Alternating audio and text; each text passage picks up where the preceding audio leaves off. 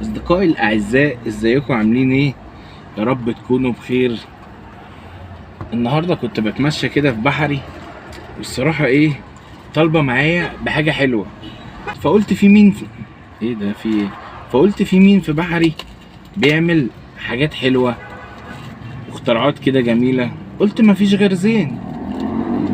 فقلت بقى تعالى كده أروح لزين وأقول له إيه الاختراعات الجديدة اللي عندك، لأن بقالها فترة كده طالبة معايا بحلويات. اقفل بس افتح، لا مش هقفل، افتح العلبة اللي هم قافلينها دي. يلا بينا، في جريمة النهاردة. الاول بس انا حابب اقول لمالك وام مالك وزين اعذروني على الجريمة اللي انا عملتها لوحدي دي، وطبعا اي حد بيتفرج دي جريمة، بس انا حاسسها جريمة حلوة.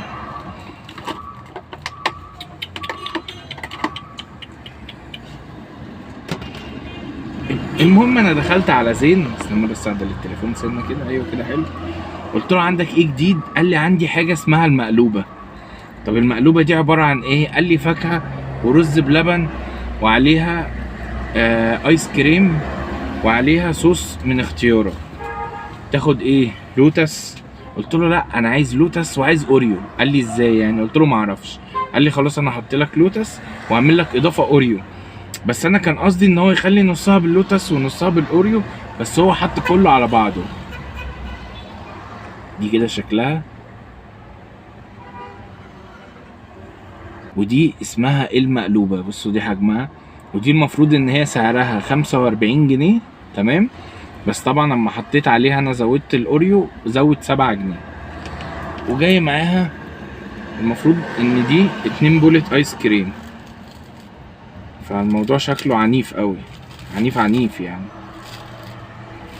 طبعا هيبقى لها معايا شوية، فالايس كريم ساح.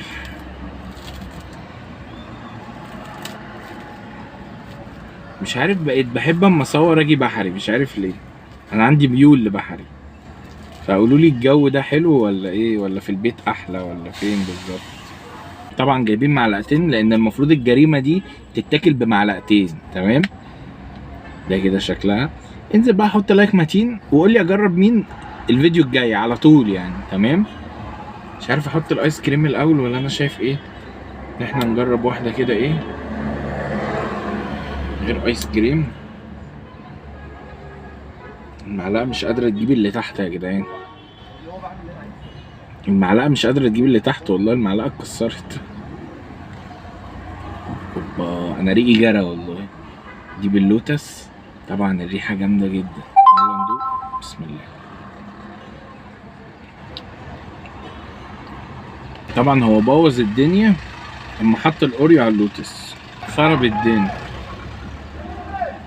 تعالوا نجرب اللي هي بالاوريو دي. هو اوريو على لوتس فالدنيا كعبالة خالص. جامدة يا جدعان، اختراع جامد جدا. تعالوا نجرب بقى نحط الايس كريم. ايس كريم ساح، بس هيبقى حلو.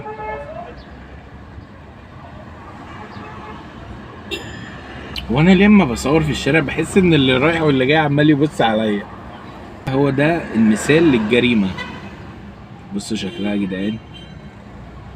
نجرب الايس كريم لوحده بقى، نعرف الايس كريم بتاعه جامد ولا لا. بسم الله. ايس كريم ملوش اي طعم.